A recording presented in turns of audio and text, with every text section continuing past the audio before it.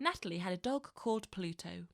Pluto was big and brown, and when he ran very fast sometimes he skidded because he was so big that when he was moving fast he couldn't turn a corner very easily. Natalie loved to make Pluto run round the house and then turn a corner quickly and watch him sliding after her. Pluto kept his big smile, with his tongue hanging out, and he always managed to catch Natalie in the end. Pluto was a puppy when Natalie was a baby, and they had grown up together. Natalie also lived with a cat called Penelope. Penelope was a kitten when Natalie was a baby, so she was the same age as Natalie and Pluto. Penelope was good at a few things, like finding just the right place to go to sleep. If there was one little bit of sunlight coming through the window and hitting one little corner of the sofa, Penelope could find it, lie down, start purring, roll on her back, put her paws in the air and fall fast asleep. And even if Natalie wanted to watch television, Penelope would stay there, purring and moving her paws really slowly. Sometimes Natalie liked watching Penelope more than she liked watching the television. When Natalie went to nursery, she saw some other animals. Her nursery had a big garden with trees at the bottom. Sometimes there would be leaves moving in the trees, and Natalie could look up and see a squirrel running along a branch. Natalie liked seeing squirrels too. She loved the way they would run really, really fast along a branch and then take a big, big leap and then land on a branch and start running really, really fast again. So when Natalie saw her mummy cutting out a picture of a squirrel in the paper, she wondered why her mummy was doing it. Can I have the picture of the squirrel, Mummy? She asked. I don't think that would be a good idea, said her mummy. We're going to need this for something. Look. Natalie's mummy pointed to some writing and some lines, and the writing was across the picture of the squirrel and also underneath it. Below that were some lines printed on the paper. Do you know what this is? Asked her mummy. This is a voucher for a free tour of the new nature reserve. It's not very far from our house, and on Saturday they are having a special tour with a man who knows all about the animals and plants, telling you about everything you can see. About squirrels? Asked Natalie. Yes, I think so, said her mummy. So Natalie's mummy filled in the voucher and put it on the side in the kitchen, and then Natalie and her mummy counted down the days until it was time for the trip. When Natalie came back from nursery for the last time that week, it was one more sleep until they were going to see the squirrels and the pond and everything else at the nature reserve. Natalie and her mummy lived in a town, but it didn't take long before their car was driving past the last house and onto a thin road and past some fields. The sun was shining and the grass was tall and looking very green. There were cows and sheep in the fields. Natalie saw one cow looking out of its field. The cow watched Natalie and her mummy drive past, and Natalie waved at the cow. Natalie heard the cow making a mooing noise. Are there cows at the nature reserve? Asked Natalie. I don't think so, said her mummy. Cows live on farms with sheep and hens and pigs. When animals live on farms, they get looked after by people. Animals in a nature reserve look after themselves, but the people who work at the nature reserve keep them safe. They got to a big wood, and Natalie's mummy stopped the car in a car park. There were a few other cars and a little crowd of people standing around. There was a little hut with a cafe, some tables outside. Natalie's mummy bought them both a drink and handed over the voucher from the paper. She had written their names on the voucher. Soon a man with a green shirt and a big rucksack on his back came over and got a little crowd all gathered around him. He was called Rodney, and he was the ranger, which meant he looked after the nature reserve and all the animals in it.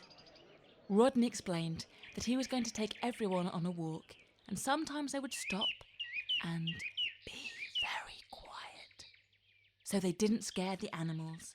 But if they were very quiet, they might see some of the animals, even the really, really shy ones.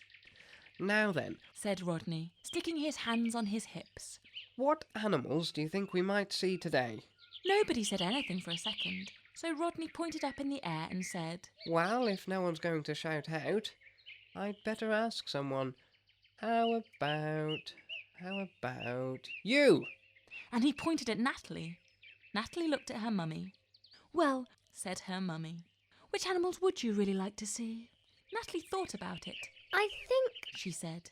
I would really like to see the squirrel, the one that Mummy cut out.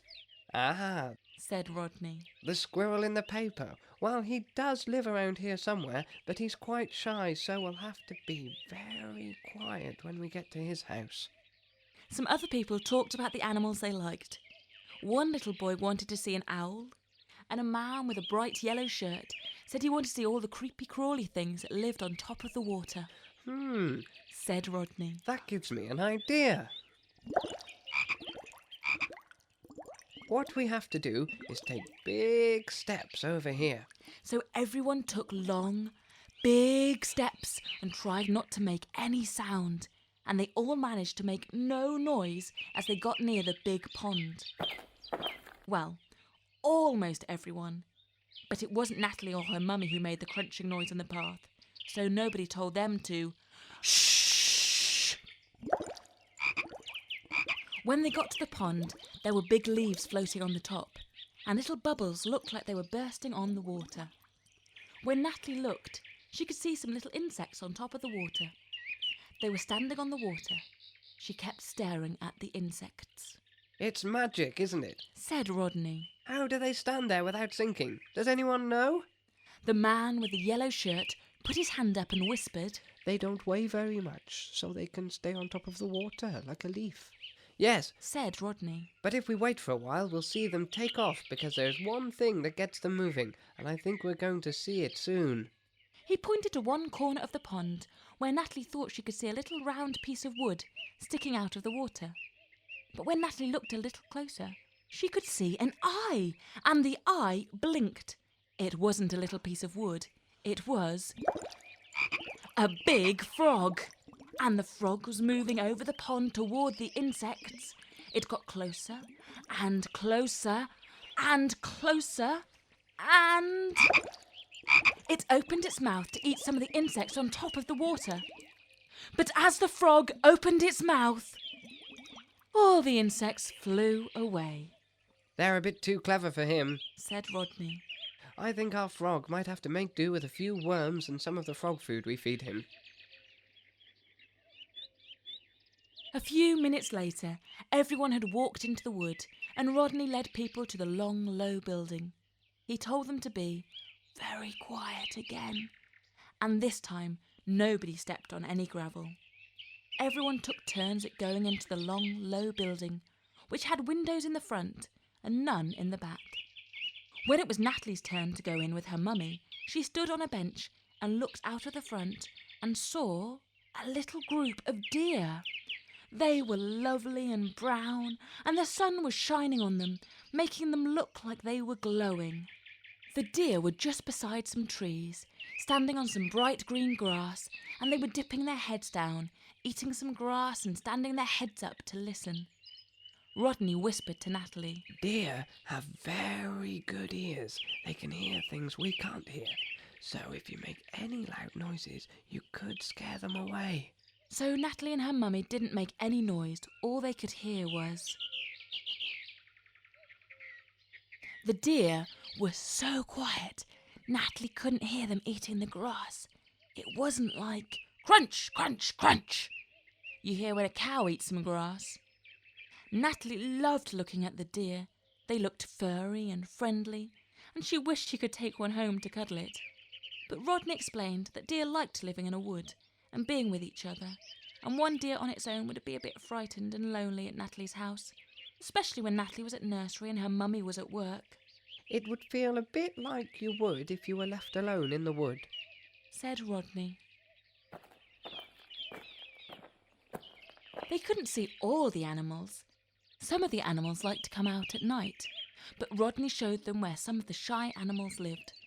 There was a big hole in the ground next to a big old tree, and near the hole was a lot of soil that had been moved. That's the front of a big hole in the ground, said Rodney. It's called a set, and there is one kind of animal that loves to live in a set. Does anyone know what kind of animal that is? Natalie didn't know, but her mummy whispered in her ear. Badger, she said. Natalie got so excited by this, she shouted out, Badger! Yes, said Rodney, laughing. but a badger is shy all the time, so if anyone shouts, I think he might get really shy and decide not to come out for ages. Soon everyone was back where they had started. They had seen lots of animals and learned lots about the nature reserve.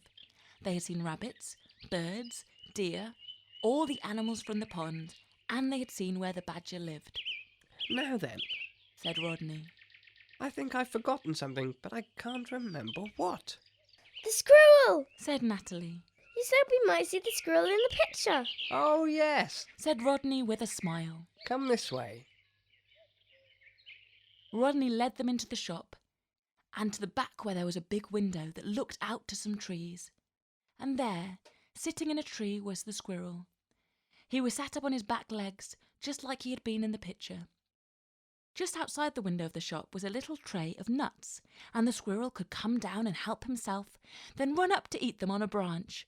Long after all the others had gone home, Natalie wanted to stay and watch him as she had a drink. Natalie was still watching the squirrel when her mummy came back from paying for the drinks. Natalie's mummy put a big stuffed toy of a squirrel down next to Natalie. "If I get you this, do you think you could drag yourself away? It's time to go home," said Natalie's mummy. Natalie said she could. But She asked. can we come back again and again? "Of course we can," said her mummy.